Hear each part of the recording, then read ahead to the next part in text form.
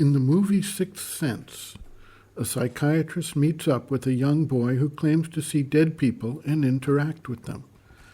The psychiatrist spends the better part of the film trying to understand the boy and bring him out of his delusion. In the end, it turns out that the psychiatrist gains the realization that he was shot by one of his earlier patients, and he is himself a dead person. The child's experience was true. The perception of it from the side of psychiatry was misdiagnosed. In this case, the child with the psychic ability to interact with dead people helped heal the ghost of the psychiatrist. In what may be something of a characteristic incident, a young man began experiencing various types of spiritual experiences and receiving guidance about his life focus and direction. He eventually dropped out of college and went off to study and practice yoga. After several years, he met his parents, who had objected strenuously to his change in life direction, his failure to complete college, and his lack of a career path. They insisted he meet with a psychiatrist to get himself straightened out. In this case, he refused, went on to a long life committed to his yogic practice, integrated it into a full and balanced life, and eventually found his peace with his parents. How many such individuals face a similar circumstance? How many wind up on the psychiatrist's couch? How many try to conform to the family's insistent demands, thereby suppressing their spiritual aspirations?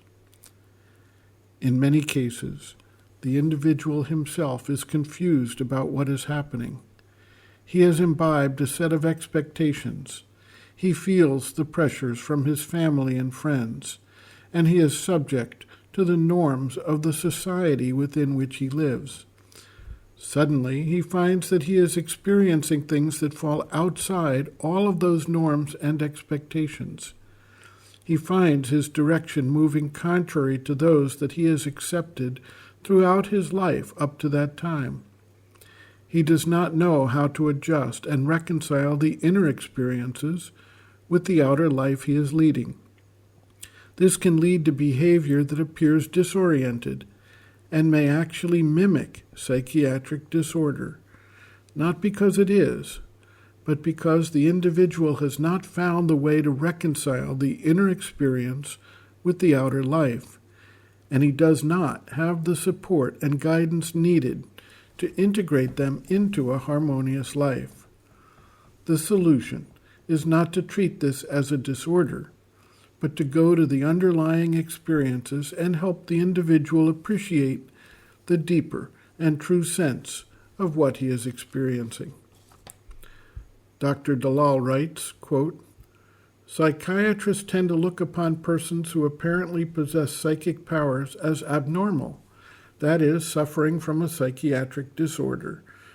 Dr. Judith Orloff, a psychiatrist in Los Angeles and author of Second Sight, Thomas Moore, 1997, writes that she displayed paranormal abilities since the age of 9, but for years refrained from speaking about them because her mother and others around showed no understanding of these abilities and gave her the feeling she was abnormal.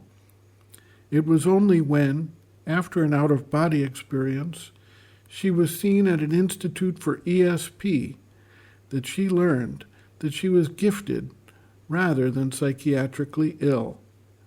According to her estimate, perhaps based mainly on her own practice of psychiatry, about 25% of those who seek psychiatric help and are diagnosed as suffering from psychosis are in fact psychic rather than psychotic.